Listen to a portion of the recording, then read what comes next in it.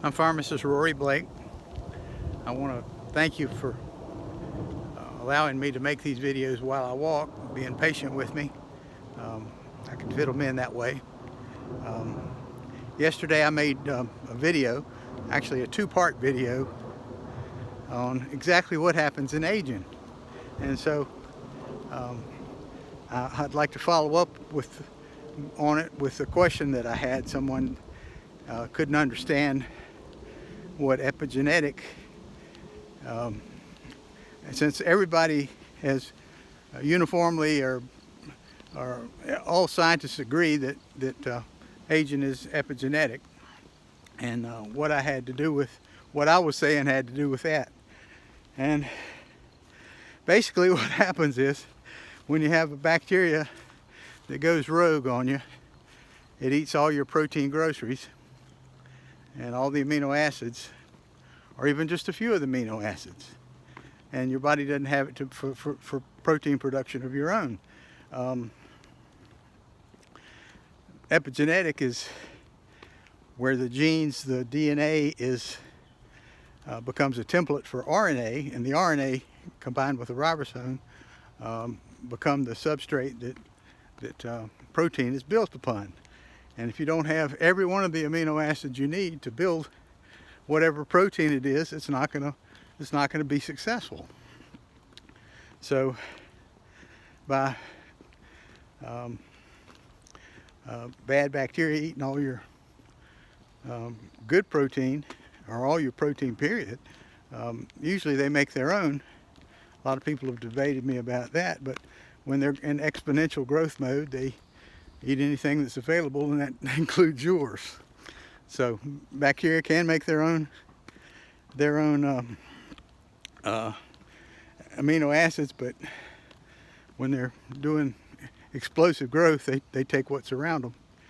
And there's two ways to combat this. You can keep the amino acids away from them, or you can prevent it from happening. But because the bacteria have been in the gut so long, the immune system is familiar with them, and it's not going to attack them. So they get free rein, and therefore they can do a lot of damage to you by stealing your nutrition, and they're not attacked at all for it. So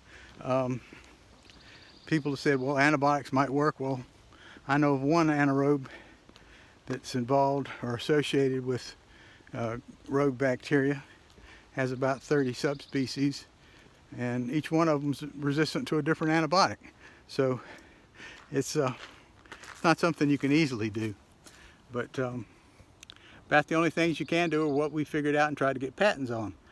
And if we can get the patent office to do something about it, allow one of them, but it seems like that there's a policy in the United States Patent Office that they don't approve patents for aging, anti-aging, or anything like that. So the attorneys that I use, the patent attorneys, assured me that all my stuff was patentable, but they turned it down. So the two things I've done is I've written the president, I've written the Secretary of Commerce, which is over the USPTO, and so far nobody's responded.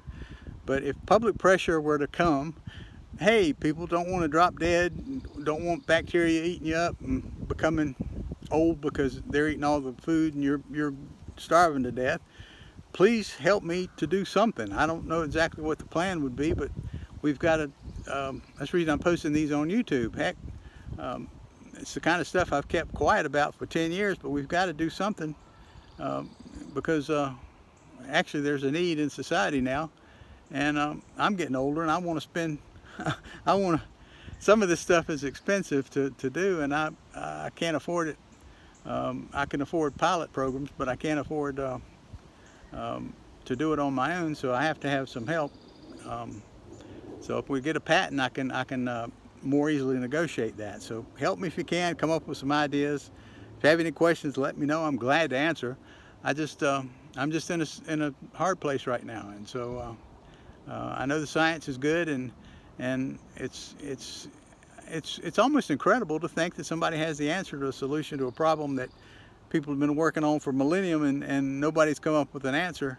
I guess that's what it is. It's just unbelievable. But thank you for listening to me, and if you come up with any way at all to advance this project, I'd appreciate it. So thank you again for your help.